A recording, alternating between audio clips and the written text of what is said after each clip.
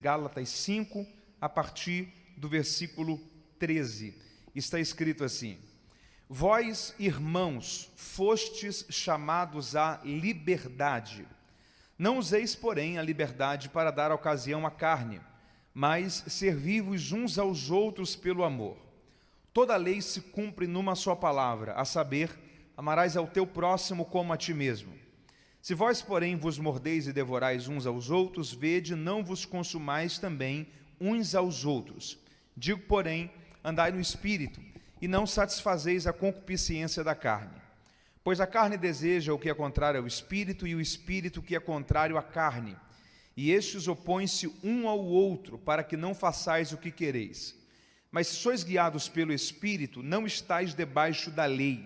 As obras da carne são conhecidas, as quais são prostituição, impureza, lascívia, idolatria, feitiçarias, inimizades, porfias, ciúmes, iras, pelejas, dissensões, facções, invejas, bebedices, orgias e coisas semelhantes a estas, acerca das quais vos declaro, como já antes vos preveni, que os que cometem tais coisas não herdarão o reino de Deus. Mas o fruto do Espírito é amor, gozo, paz, longanimidade, benignidade, bondade, fidelidade, mansidão, domínio próprio. E contra estas coisas não há lei. E os que são de Cristo Jesus crucificaram a carne com as suas paixões e concupiscências. Se vivemos no Espírito, andemos também no Espírito. E se você pode, diga amém. Eu gostaria de contar com a sua atenção esta noite, para que eu possa compartilhar uma palavra de Deus ao seu coração. Esse texto aqui começa com uma notícia muito boa. Que notícia é essa? Nós não somos mais escravos, somos livres. Paulo começa a dizer que nós fomos chamados à liberdade, porque somos filhos de Deus. Em outras palavras, o que ele está dizendo é o seguinte: outrora, a realidade que nós vivíamos era uma realidade de escravidão. Antes de você ter sido alcançado pela graça poderosa e libertadora de Cristo Jesus, a realidade que você vivia, que eu vivia, era uma realidade de escravidão por parte do pecado. E dentro do contexto da realidade da escravidão por parte do pecado, não havia opção, não havia escolha. A escravidão era domínio. Você não conseguia fazer outra coisa a não ser viver uma vida contra Deus. Só que Cristo te alcançou através da sua maravilhosa graça. E pela graça de Cristo, pela obra do Calvário, nós fomos feitos filhos de Deus. E a partir do momento que fomos feitos filhos de Deus, nós não somos mais escravos do pecado, mas agora somos livres. Somos livres em Cristo. Fomos tragos, fomos chamados à liberdade. Só que, diante disso, ele faz uma observação muito interessante. Ele está dizendo o seguinte, fomos chamados à liberdade, não somos mais escravos do pecado, agora somos filhos de Deus, porém, cuidado, para eu e você não usarmos essa liberdade que agora temos para escolhermos viver uma vida para a carne. O que Paulo está dizendo dentro de um português muito aberto é o seguinte: outrora você não tinha escolha entre pecar ou não pecar, porque você era escravo do pecado. Mas hoje você não é mais escravo do pecado, hoje você é filho de Deus. Hoje você é filha de Deus. Você foi chamado e foi chamada à liberdade em Cristo. Então, quando nós pecamos agora dentro da condição que vivemos como filho de Deus, é porque nós escolhemos pecar. É porque nós decidimos pecar. É pelo mau uso da liberdade que agora temos. Nós não somos mais escravos do pecado. Então, o que Paulo e a palavra de Deus estão dizendo é o seguinte: quando você peca hoje, é porque você consente em pecar. É porque você quer pecar, é porque você decide pecar. Tem como você viver uma vida fugindo do pecado, porque escravo você não é mais. Agora você é filho e filha de Deus. Quando Paulo fala isso, ele nos dá 2 termômetros. Quantos termômetros? 2. Para nós vermos por esses termômetros, como é que está essa nossa administração, a nossa gestão da liberdade que agora nós temos em Cristo. O primeiro termômetro ele chama aqui de obras da carne, e o segundo termômetro ele chama aqui de fruto do Espírito. O que ele está dizendo é o seguinte, povo de Americana, olhe para esse texto hoje, enxergando esse texto para você. E olhe para as obras da carne e olhe para os frutos do Espírito e submeta a sua vida, os seus comportamentos, as suas atitudes, aquilo que você tem feito, aquilo que você tem vivido, e analise se aquilo que você tem feito e vivido está mais parecido com as obras da carne ou se está mais parecido com o fruto do Espírito. O que são as obras da carne então? Aí Paulo responde aí a partir do versículo 19, ele cria um primeiro bloco, e ele fala sobre pecados na área moral com ordem sexual, ele fala sobre prostituição, impureza e lascívia, são as primeiras obras da carne. Depois ele vai falar sobre pecados, deturpações da carne em relação à religião. Olha isso daqui, o que foi feito para ser algo tão puro, tão nobre que é a religião, é a ideia de religar, de ligar o homem de volta a Deus. A ação do pecado, a ação da carne, teve o poder de deturpar, de denegrir o que era algo tão puro como a religião, e fez gerar 2 comportamentos, 2 obras da carne, idolatria e feitiçarias. O que mais me assusta é que o maior bloco de obras da carne são pecados de relacionamento entre uns aos outros. Ele fala sobre inimizades, porfias, ciúmes, iras, pelejas, dissensões, facções que são divisões e invejas. Então olha isso daqui, ele menciona aqui que as obras da carne têm 3 ações dentro daquilo que é chamado de pecado moral, tem 2 ações dentro do pecado religioso, da prática deturpada da religião, e a grande parte das obras da carne dizem respeito ao nosso relacionamento com o próximo, com a forma como eu trato você, como você trata as pessoas, a forma como nós nos relacionamos. Em outras palavras, o que a Bíblia está dizendo é o seguinte, a forma como eu me relaciono com o meu próximo, mostra se a minha vida está mais cheia da carne, ou se está mais cheia da presença do Espírito. E por último ele fala sobre bebedices e orgias, e ele faz aí um adendo, ele faz aí uma observação, ele diz, esses que cometem tais coisas não herdarão o reino de Deus. Aí depois que ele fala isso, ele dá para a gente uma boa notícia que faz a gente respirar melhor. Ele diz só que além das obras da carne, é possível você viver uma vida marcada pelo fruto do Espírito.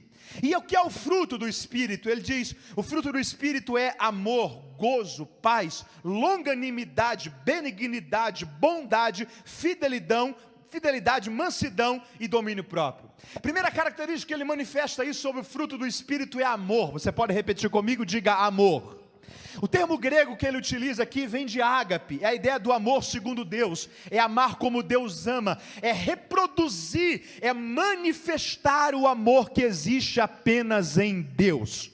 Tem uma história interessante de uma missionária que estava ajudando, socorrendo uma pessoa leprosa, passou uma pessoa por ela e disse assim, por dinheiro nenhum no mundo, eu teria coragem de fazer isso que a senhora está fazendo com essa pessoa leprosa aí. E ela olhou para ele e disse, para ser sincero, por dinheiro nenhum no mundo, eu também teria coragem de fazer isso daqui não. Isso daqui não tem a ver com aquilo que eu posso receber para fazer. Isso daqui tem a ver com amar como Deus ama. Isso daqui tem a ver com tratar como Deus trata. Isso daqui tem a ver com se compadecer como Jesus iria se compadecer se estivesse no meu lugar. Isso daqui tem a ver com ter o amor de Deus sendo revelado na vida da gente. O fruto do Espírito é amor, mas é amar segundo o amor de Deus. O fruto do Espírito também é gozo. O termo para gozo que ele utiliza aqui no grego é chara, é a alegria que somente Deus pode proporcionar. É o mesmo termo que por 16 vezes o mesmo Paulo na carta aos Filipenses disse, alegrai-vos, outra vez vos digo, alegrai-vos. A grande questão é que quando ele escreve aquela carta ali, ele está preso por pregar o Evangelho de Cristo, ele está preso por causa do amor de Cristo, é um homem que está preso, que está dizendo: não faltam motivos para me alegrar, porque essa alegria que Deus quer gerar em nós, não é a alegria que o mundo conhece. A alegria que Deus quer gerar em nós, é uma alegria que só os salvos, só os filhos de Deus, podem experimentar na sua vida. Sabe qual é a grande questão? É que a alegria que o mundo conhece tem a ver com sensações. A alegria que o mundo conhece tem a ver com aquilo que acontece do lado de fora e encanta ou desencanta pelo lado de dentro. A alegria que o mundo conhece é uma medida que se esvai. Quer ver uma coisa? Quem aqui num dia de muito calor, muito quente, bebeu um copo d'água bem gelado e você sentiu prazer naquele copo d'água? Faz assim com a sua mão. Quem, porque o primeiro copo d'água foi muito bom, quis beber o segundo e bebeu o segundo copo d'água da mesma água? Faz assim de novo. E quem foi que quando bebeu o segundo copo d'água não sentiu o mesmo prazer do primeiro copo d'água? Faz assim. Você sabe por quê? Porque a alegria que a gente conhece, a alegria corriqueira do mundo, tem a ver com sensações. Tem a ver com uma notícia boa que você recebe. Tem a ver com uma coisa boa que acontece do lado de fora e afeta do lado de dentro. A alegria, segundo Deus, não tem a ver com isso. Se você chegasse para Jesus e perguntasse: Senhor, o que é ser feliz para o Senhor? O que é alegria segundo o Senhor? Provavelmente ele iria dar a mesma resposta que ele deu no sermão das bem-aventuranças, o sermão do monte. Porque quando Jesus apresenta ali o que é ser bem-aventurado, o que é ser feliz, as características de gente feliz que ele manifesta ali, não batem com a nossa alegria. Ele diz o seguinte: bem-aventurado para mim, feliz para mim é quem é perseguido. Feliz para mim, bem-aventurado é aquele que chora. Bem-aventurado para mim é aquele que sofre. Bem-aventurado para mim aquele que é misericordioso. Bem-aventurado para mim aquele que é perseguido. A gente olhar e dizer: Senhor, não, mas isso não é alegria para a gente. Ele ia dizer: para vocês não, mas a minha alegria sim, porque a alegria que eu tenho para te dar, ela não depende das circunstâncias da vida. A alegria que eu tenho para te dar é paz de espírito, é estado de espírito, é paz interior.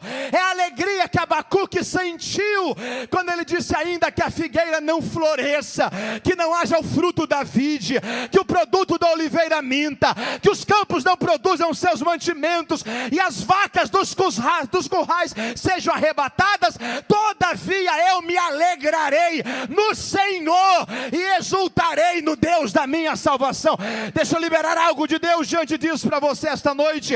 A alegria que Deus quer gerar em você é uma alegria que o que acontece do lado de fora não compromete a paz interior do lado de dentro, porque isso é gozo, é chara, é alegria segundo Deus. Quem está entendendo isso e pode dar glórias a Ele por isso? Fruto do Espírito é amor, é gozo, é paz, é longanimidade, que é paciência. Aí ele usa dois termos aí: benignidade e bondade. Você pode repetir comigo? Diga: benignidade e bondade. Parecem ser a mesma coisa, mas não são. Benignidade é a intenção de fazer o bem. Bondade é a prática de fazer o bem. Benignidade é querer fazer o bem. Bondade é a ação de fazer o bem. O que a palavra de Deus está dizendo é o seguinte: Deus não quer que você seja só uma pessoa que faz o bem, talvez pelo medo do que vão pensar de você se você fizer o mal. Deus quer que você seja alguém que tenha um coração bom e que revela a bondade de Deus, não apenas nas suas ações, mas também nas suas intenções. Fruto do Espírito é fidelidade, mansidão e domínio próprio, autocontrole, ser líder de si mesmo, governar a sua vida segundo essa capacidade que Deus pode direcionar a nós. Você percebeu uma coisa aí? As obras da carne estão no plural, as obras da carne estão no plural, e o fruto do Espírito está no singular. Paulo utiliza dois termos aí. Para obras ele fala de ergon, para fruto ele fala de karpós. Obras, o termo ergon aqui é produzir segundo a espécie, é gerar segundo a espécie. Deixa eu te dar um exemplo. Um padeiro faz o quê? Pães. Um pintor faz o quê? Pintura. Um costureiro produz o quê? Costura. Por quê? Porque isso é ergon, é gerar segundo a espécie, é produzir segundo a espécie. Só que a ideia de karpós aqui, de fruto, é algo que eu não consigo gerar, mas é algo que é gerado, produzido em mim. O que a palavra de Deus está dizendo é que sem a presença do Espírito de Deus na vida da gente, só o que a gente consegue produzir são as obras da carne. Sem a presença do Espírito de Deus governando a sua vida e a minha vida, só o que a gente consegue gerar são as obras da carne. Só que o fruto do Espírito, eu não consigo gerá-lo em mim. Pode ser gerado em mim, mas eu não consigo produzi-lo. Por quê? Porque nada que eu e você façamos consegue nos fazer nascer de novo. Nada que eu e você façamos consegue nos fazer produzir o caráter de Cristo. Isso é uma obra do Espírito Santo de Deus em nós. Obras está no plural, fruto no singular. A ideia que se chega aqui para a ideia de fruto estar no singular é, por exemplo, uma pocã, uma mexerica. Quem aqui já descascou uma mexerica? Faz assim com a sua mão. Você tem vários gomos ali dentro, sim ou não? Sim, mas é o fato de terem vários gomos que faz daquilo ali mais de um fruto? Não, é um fruto só, com várias partes. É a mesma ideia de fruto do Espírito. São várias características, mas é um fruto só. Você nunca vai abrir uma pocã e você vai encontrar 5 gomos presentes e 5 gomos ausentes. Você nunca vai descascar uma pocã e você vai dizer que pena que só metade dos gomos aqui foram gerados, os outros gomos não foram produzidos, porque o fruto só é gerado e acontece por inteiro. O que Deus está dizendo é o seguinte: eu não quero gerar o fruto pela metade em você, eu não quero gerar o fruto do Espírito pela metade na sua vida. Deus não quer que você seja alguém que é apenas bondoso, mas que não é benigno, alguém que tem apenas paz, mas que não tem alegria, alguém que tem apenas mansidão, mas que não tem domínio próprio, alguém que apenas é paciente, mas não ama segundo Deus. Deus quer gerá-lo por inteiro, para que o fruto do Espírito seja reproduzido em nós. John Stott, que foi um teólogo britânico, ele fala uma coisa interessante: as características do fruto do Espírito, você encontra elas apenas em uma pessoa. Em quem? Jesus. Então, quando o fruto do Espírito é gerado em mim, é o Espírito Santo gerando a natureza, o caráter de Cristo em mim. É o que Paulo fala sobre até que Cristo seja formado em vós. Até que a sociedade olhe para você e olhe para mim e veja Cristo sendo refletido na gente. Aí talvez você pode parar e dizer assim: Mateus, espera aí. Então quer dizer que as obras da carne eu consigo produzir em mim, sim ou não? Sim, mas o fruto do Espírito eu posso gerar em mim? Não. Já que eu não posso por mim mesmo gerar o fruto do Espírito em mim, qual é a culpa que eu tenho? Qual é a responsabilidade que eu tenho? Se as obras da carne eu posso gerar na minha vida, e se o fruto do Espírito eu não consigo gerar, qual é a responsabilidade que eu tenho? Se quando eu olho para a minha vida e submeto a minha vida diante desses dois padrões, diante desses dois termômetros, qual é a culpa que eu tenho? Se eu encontro mais coisas de obras da carne e menos coisas de fruto do Espírito, sendo que o fruto do Espírito sozinho eu não consigo gerar na minha vida. Eu tenho alguma responsabilidade pela ausência do fruto do Espírito, já que eu não consigo gerá-lo por mim mesmo em mim? A resposta é sim. Porque é por causa disso que Paulo começou falando sobre a liberdade. É por causa disso que ele começou dizendo o seguinte: ó, você e eu não somos mais escravos, agora nós somos livres. Só que quando eu uso a liberdade que eu tenho para viver para a carne, o que eu vou produzir em mim? As obras da carne. Mas quando eu uso a liberdade que eu tenho para viver para o Espírito, eu não consigo gerar em mim o fruto do Espírito. Mas se eu decidir viver uma vida cheia do Espírito, a presença dele em mim vai produzir o fruto dele, a natureza, o caráter de Cristo na minha vida. Então, embora eu não consiga gerá-lo, eu posso escolher se ele vai ser gerado ou não, através da liberdade que eu tenho. Você está entendendo isso? Quando a Bíblia fala sobre enchei-vos do Espírito, ali é uma ordem, está no imperativo. Enchei-vos. Decida se encher. Queira se encher. Busque se encher. Não aceite nada a menos do que ser cheio, do que viver cheio. Use a liberdade que você tem como filho de Deus para dizer não para a carne, sim para o Espírito. Use a liberdade que você tem como filho de Deus para olhar para o pecado, olhar para a tentação, olhar para a carne e dizer: eu não sou mais escravo. Eu não quero usar a liberdade que agora eu tenho para voltar de novo a viver na escravidão. Há poder no sangue de Jesus. Há poder no sangue de Jesus. Eu quero usar a bênção de ser filho de Deus para viver uma vida agora cheia do Espírito na minha história.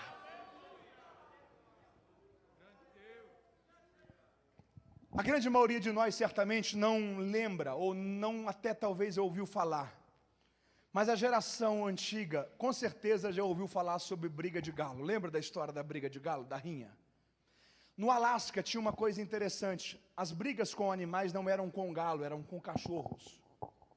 E havia uma coisa muito interessante, porque todo dia da briga, o dono dos animais sempre olhava e adivinhava, escolhia, acertava qual era o cachorro que iria ganhar. Ele olhava e dizia assim, ó, o cachorro que vai ganhar hoje é esse cachorro aqui marrom. Qual era o cachorro que ganhava? O marrom. Aí no outro dia ele olhava e dizia o seguinte, ó, o cachorro que vai ganhar hoje é esse cachorro aqui malhado. Qual é o cachorro que ganhava? O malhado. Chegaram para ele e disseram, como assim que você consegue acertar e saber qual é o cachorro que ganha e qual é o cachorro que perde? Ele disse simples, o cachorro que eu quero que ganhe é o cachorro que durante a semana eu mais alimento. O cachorro que eu quero que não ganhe é o cachorro que durante a semana eu não alimento ele. A gente precisa entender que vida cristã é a mesma coisa. Entre carne e espírito, quem vence é quem a gente mais alimenta. Quem vence é quem a gente coloca como prioridade para usar a nossa liberdade, para viver para aquilo, para alimentar aquilo, para ser cheio daquilo, e para que aquilo ali domine a nossa vida, enche o nosso coração e faça toda a diferença na história da vida da gente. O que a gente precisa entender é uma coisa interessante na tentação de Cristo. A Bíblia diz que após ser batizado, Jesus foi cheio do Espírito e foi levado pelo Espírito ao deserto para ser tentado pelo diabo. Repita isso comigo, foi cheio do Espírito e foi levado pelo Espírito. Diga comigo, foi cheio do Espírito e foi levado pelo Espírito. A gente precisa entender que aquilo que te enche é aquilo que te conduz. Se o que te enche é a carne, você vai ser conduzido pela carne. Mas se o que você vive cheia do Espírito, você vai ser conduzido pelo Espírito. Você está comigo aí? Diga amém. Deixa eu te mostrar uma coisa aqui. Você está com a sua Bíblia aí? Abra aí comigo em Juízes. Eu estou falando sobre carne e espírito. Estou falando sobre carne e Juízes 4. Olha isso daí. Deixa eu lhe mostrar tipologicamente uma visão sobre como que você faz para vencer essa guerra entre carne e espírito na sua vida. Juízes 4, versículo 1. Você achou aí? Olha o que a Bíblia diz. Os filhos de Israel tornaram a fazer o que era mal aos olhos do Senhor, depois da morte de Eude. Por isso o Senhor os entregou nas mãos de Jabim, nas mãos de rei de Canaã, que reinava em Azor.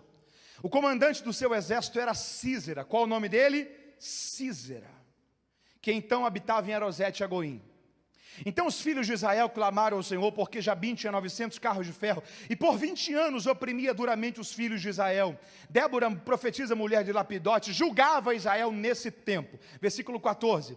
Disse então Débora a Baraque, levanta-te, este é o dia em que o Senhor entregou a Sísera nas tuas mãos. Não saiu o Senhor adiante de ti? Assim Baraque desceu do monte Tabor, e com ele 10.000 homens. O Senhor derrotou a Sísera, a todos os seus carros, a todo o seu exército ao fio da espada. Diante de Baraque, Sísera saltou do carro e fugiu a pé.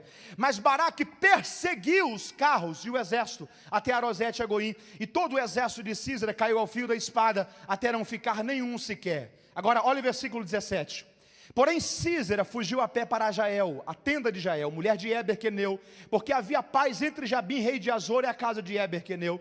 E saindo Jael ao encontro de Sísera, disse-lhe, entra, senhor meu, entra na minha tenda, não temas. Entrou ele na sua tenda, e ela o cobriu com uma coberta. Então ele lhe disse, tenho sede. O que foi que Sísera disse? Tenho sede. O que foi que Sísera disse? Tenho sede. Versículo 18 e 19 diz, dá-me, peço-te, de beber um pouco de água. Então ela abriu um odre de leite, deu-lhe de beber, e ele o cobriu. Verso 20, ele lhe disse, ponte à porta da tenda, e se alguém vier e perguntar, há aqui alguém? Responda que não. Então Jael, mulher de Eber, tomou uma estaca da tenda, e lançando mão de um martelo, foi-se mansamente a ele, enquanto ele estava carregado de um profundo sono, e muito cansado, e ela cravou-lhe a estaca na fonte, de sorte que penetrou na terra, perfurou toda a testa, até vazar na terra, e assim ele morreu. Apesar da linguagem do texto ser tão agressiva, olhe para cá, deixa eu lhe mostrar uma coisa aqui. O Antigo Testamento ele serve como sombra das coisas futuras. O escritor aos Hebreus fala sobre isso. Há um pensamento de um teólogo chamado Benjamin Walfrid, que eu acho ele interessante demais. Ele diz o seguinte: o Antigo Testamento é uma casa, o Antigo Testamento é uma com a mobília completa. O Novo Testamento é a mesma casa com a mesma mobília. Não há nada que você encontre no Antigo que você não veja no Novo. A mesma casa com a mesma mobília. Então, qual é o diferencial do Antigo para o Novo Testamento? Só um. No Antigo Testamento, a luz está apagada. No Novo Testamento, a luz está acesa. Cristo. Aquilo que a gente olha no Antigo Testamento e a gente não vê um propósito claro com Cristo, a gente olha e diz: entendi, sombra das coisas futuras, apontava para a redenção. O escritor aos Hebreus fala muito sobre isso. Qual é a questão? O contexto aqui de Juízes capítulo 4, Israel é o povo de Deus, Israel é o povo de Deus. O inimigo do povo de Deus daquela geração chamava-se Jabim, rei de Canaã. Ele tinha alguém que trabalhava para ele, Sísera, general do seu exército. Todas as vezes que Sísera ganhava, quem é que ganhava? Jabim. Todas as vezes que Sísera perdia, quem é que perdia? Jabim. Israel aqui no Antigo Testamento é um tipo, apontando para o Novo Testamento, do povo de Deus, a igreja. Jabim é o inimigo do povo de Deus dentro desse contexto. Um tipo de Satanás na nova aliança. Sísera trabalha para ele. Quando Sísera ganha, Jabim ganha. Quando Sísera perde, Jabim perde. Dentro dessa linguagem de carne e espírito, quem é que trabalha para o diabo? A carne. Porque todas as vezes que a carne ganha na vida da gente, quem é que está vencendo? O diabo. E todas as vezes que a gente alcança vitória sobre a carne na vida da gente, sobre quem a gente está vencendo? Sobre o diabo. Há uma guerra. Sísera foge, entra dentro da tenda de uma mulher. Acompanha comigo esse raciocínio. Um tipo da igreja, Jael. Ele entra dentro da casa de Jael e ele fala para Jael duas coisas. Quantas coisas? Duas. Primeira coisa que ele fala: se alguém passar e perguntar, tem alguém aí? Responda que não. Responda que essa sempre vai ser a proposta da carne para você. A carne sempre vai tentar controlar, dominar, dirigir. E quando alguém parar e dizer, está tudo bem com você? Eu estou percebendo os seus comportamentos tão diferentes, o seu vocabulário, o tipo de gente que você está andando, onde você tem ido, a forma como você tem se comportado, está tudo bem com você? Há alguma coisa que nós podemos fazer para ajudar você? Tudo que a carne quer é que você pare e diga, não, está tudo bem, é só uma fase que eu estou passando. É só esse momento de pandemia que a gente nem sempre está podendo ir à igreja, e a gente acaba ficando um pouco longe mesmo. E quando alguém para e diz assim, mas será que não há algo que a gente possa fazer para ajudar você? Eu estou percebendo você tão distante, tão frio. Você está bem mesmo com Deus, sua comunhão está bem mesmo com o Senhor. Tudo que a carne quer é que você para e não reconheça que ela está controlando você, que você está alimentando ela, e que você está falhando em buscar e alimentar a presença do Espírito na sua vida. Tudo que a carne quer é que você pare e diga, não, está tudo bem, não tem ninguém aqui, é só uma fase que eu estou passando. Mateus, tem uma forma de vencer esse conflito entre carne e espírito? Tem. Quantas maneiras existem? Só uma. A única forma de você vencer essa guerra entre carne e espírito é você fazer o que Jael fez aqui, um tipo da igreja. Contra a carne, Sísera, um tipo da carne. Porque Sísera olha para Jael e diz assim, dá-me água, dá-me. E o que foi que Jael deu a ele? Água? Não. O que foi que Jael deu a ele? Leite. Anote isso. A única forma de você vencer a sua carne é se você assumir um compromisso e decidir não dar mais para ela aquilo que ela te pede. E a única forma. Se quando ela pede, você dá. Se quando ela pede, você abastece. Você vai só alimentando a sede dela. E se tem uma coisa que a carne tem, é sede. Tenho sede. A questão é que quanto mais você alimenta, mais ela fica insaciável. Se você está acostumado a dar uma porção de saciedade para a carne hoje, amanhã ela vai querer mais, depois de amanhã vai querer mais. Quanto mais vai querer mais. Porque a gente precisa entender é que a guerra contra a carne é uma guerra de perseverança. A santificação é um processo. Santificação não é só uma mudança de hábitos. Santificação é uma mudança de vontades, não é só parar de fazer alguma coisa, mas é não ter mais prazer naquilo. É quando a natureza de Deus, a santidade de Deus vem sobre o seu coração e leva a sua vida a ser governada pelo Espírito para viver para a glória de Deus.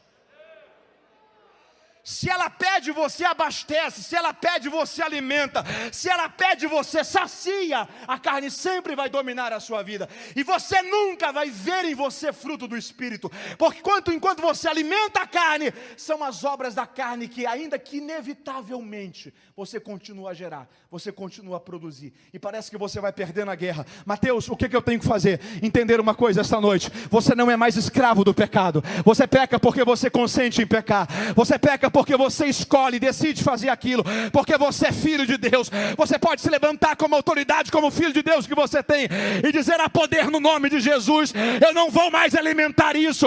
Eu vou renovar minha aliança com Deus. Eu quero viver uma nova história com Deus a partir desta noite. E o Deus da santidade, que é santo, tem poder para te alcançar, para te brindar com teu sangue e te ajudar a viver uma vida extraordinária em Deus. A partir dessa escolha, você está entendendo isso? Se você decide: não vou dar mais o que você quer, qual é a consequência disso? O que aconteceu com Císera? Quando Jael dá a ele o que ele não queria, ele adormeceu. Você está entendendo isso? A visão tipológica sobre esse texto é extraordinária, embora literal e expositiva é tão agressiva e assustadora.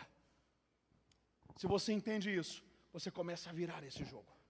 Eu estou caminhando para concluir aqui. O que a gente precisa entender é que santidade é um processo. Você pode repetir isso comigo? Diga: santidade é um processo. Santidade é um. Você lembra quando Deus fala com Abraão em Gênesis 17? Deus chega para Abraão e diz assim: Abraão, eu sou o Deus Todo-Poderoso. Anda na minha presença e ser perfeito. Deus está pedindo para Abraão: ande comigo. Só que antes de Deus pedir para Abraão: ande comigo, Deus se apresenta: eu sou o El Shaddai. Eu sou o Deus que posso tudo. Só que mesmo eu podendo tudo, há uma coisa que é só você que pode fazer: decidir andar comigo. Anda na minha presença e ser perfeito. Espera aí, se Deus tivesse invertido a ordem: Abraão, ser perfeito e ande na minha presença, sabe quando é que Abraão iria conseguir? Nunca. Porque ninguém é perfeito para andar na presença, mas a gente anda na presença para ser perfeito. Você está entendendo isso? O que a gente precisa entender, e eu estou concluindo com isso daqui, é que o que Deus pede de Abraão aqui é: ande na minha presença. A consequência é ser perfeito. É ser. Pergunte para mim bem alto, com toda a força do seu pulmão: é possível ser perfeito? É possível ser perfeito. Diga de novo: é possível ser perfeito? Nós sabemos a resposta. Qual é a resposta? Não. Porque na verdade a perfeição é uma utopia. Quem é que lembra o que é utopia? Deixa eu te dar um exemplo. Mentaliza aí na sua mente uma coisa: um cenário de roça, de fazenda, e você olha no limite do horizonte, e aonde os seus olhos alcançam é a divisão do verde da fazenda com o azul do céu. Quem aqui tem uma noção desse cenário? Já viu? Aquilo ali é o quê? Uma utopia. Porque quando você olha daqui para lá, qual é a sensação que você tem? Que tudo termina ali, não é verdade? Você consegue ver alguma coisa além daquilo? Não. Aquilo ali é o limite do que você vê. Imagina que naquele limite que você vê tem uma árvore. Tem uma. Aí você corre para aquela árvore. Quando você chega naquela árvore, o mundo acabou ali? Não. Há uma nova visão a partir dali, que quando você estava lá atrás, você não enxergava. Aí imagina que nesse novo limite de horizonte que aparece, tem uma casa. Tem uma, e você corre para aquela casa. Quando você chega naquela casa, o mundo acabou ali? Não. Tem uma outra visão a ser alcançada. Por quê? Porque isso é uma utopia. É uma ilusão que você sempre persegue. De algum modo, a perfeição é uma utopia. Porque a gente sabe que a gente nunca vai conseguir alcançá-la. Só que a ordem de Deus é: alcance-a. Persiga. Corra atrás dela. Porque como que funciona essa dinâmica aqui? Quando eu olho para a minha vida e quando você olha para a minha vida, reflita aí 3 segundos na sua mente. Quando você analisa a sua vida hoje, você identifica alguma coisa que você sabe que não tem agradado a Deus e você precisa corrigir isso? Quem é que tem esse sentimento de alguma coisa que você precisa corrigir, que não tem agradado a Deus na sua vida? Faz assim. Sabe o que é isso daí? Isso daí é a sua árvore. Corra para resolver isso. Quando você conseguir resolver isso, você vai olhar para frente e você vê alguma coisa que você ainda precisa melhorar. É a sua casa. Corra para melhorar. Quando você alcançou aquilo ali, você vai olhar para frente e você vai identificar outra coisa que você ainda precisa melhorar em você. Continue a correr. Por quê? Porque a utopia da perfeição funciona assim. Mas Mateus, um dia eu vou chegar no final? Não. Mas a questão é, um dia você vai olhar para trás e você vai ver que você vai estar muito melhor do que lá no início. Você vai ver que você vai estar muito parecido com Cristo do que lá no começo. Porque isso é ser aperfeiçoado de glória em glória. Isso é ser aperfeiçoado de glória em glória, até chegar à estatura de varão perfeito. Eu estou encerrando esta palavra esta noite, mas eu quero liberar uma palavra de Deus sobre a sua vida. A corrida começa agora. A corrida começa agora. A corrida começa agora. Porque Deus quer te dar vitória. E se inicia hoje a corrida para alcançar um plano extraordinário de Deus para a história da sua vida. Quem está entendendo esta palavra? Coloque-se de pé glorificando a Deus com ela comigo, se você pode, em nome de Jesus.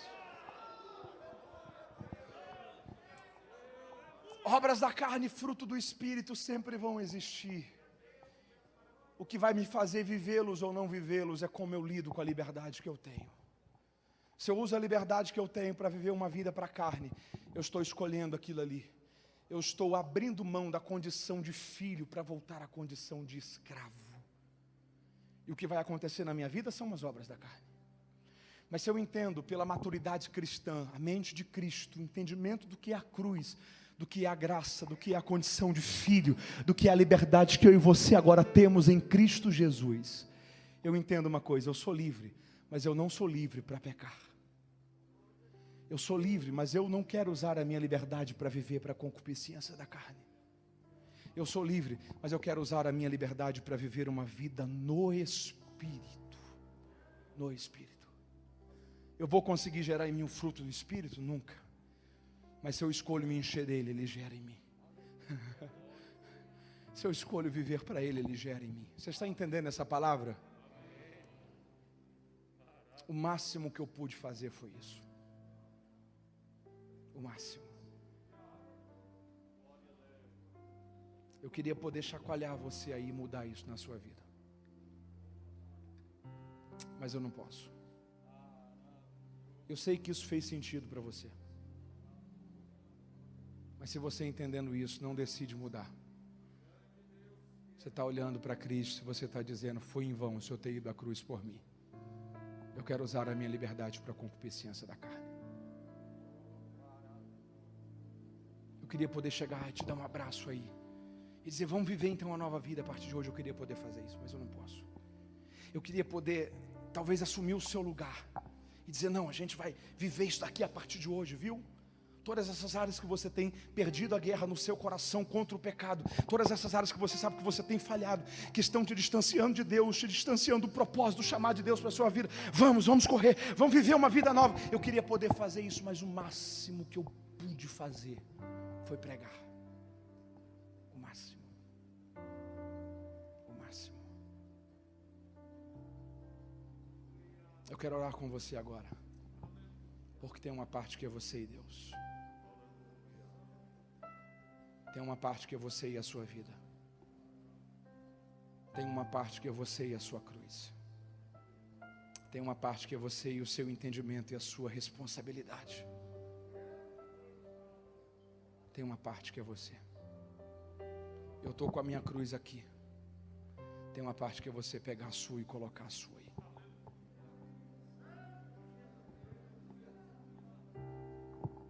A gente precisa lembrar que tem uma cruz para a gente carregar. Você pode colocar sua mão no seu coração? A gente recebeu Jesus, foi como Senhor e Salvador. Como Senhor e muita gente está achando que recebeu só como Salvador. Recebê-lo como Salvador e olhar e dizer: Senhor, muito obrigado, o Senhor me salvou. Recebê-lo como Senhor e olhar para Ele e dizer: não, eu não sou dono mais de mim, não.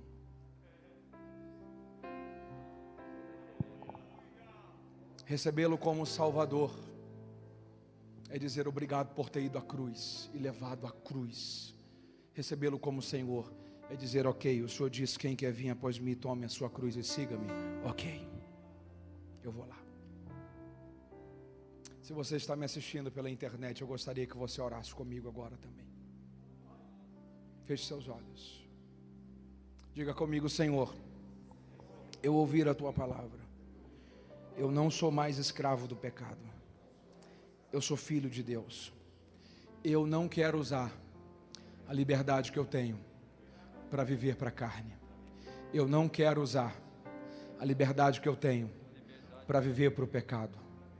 Me ajuda, Jesus. Me fortalece, Jesus. Santifica-me, Jesus. Me dê nojo do pecado. Me dê amor por ti. Me dê amor pela tua palavra. Me dê amor pela tua presença. Me dê amor pela santidade do Senhor. Me dê amor pelo chamado. Me dê amor pela obra que eu sei que o Senhor tem para a minha vida. Diga: Senhor, me dê amor pela tua palavra. Diga: eu quero viver como filho. Eu quero viver como filho. Eu quero viver como filho. Eu quero viver como filho. Eu quero usar a liberdade que agora eu tenho, não para viver para a carne, mas para viver para o Espírito. Ó Deus, a oração que eu te faço esta noite, após ter entregue a sua palavra, é que o Senhor tome o nosso coração e a nossa mente, leve-os à rendição ao propósito eterno de Cristo.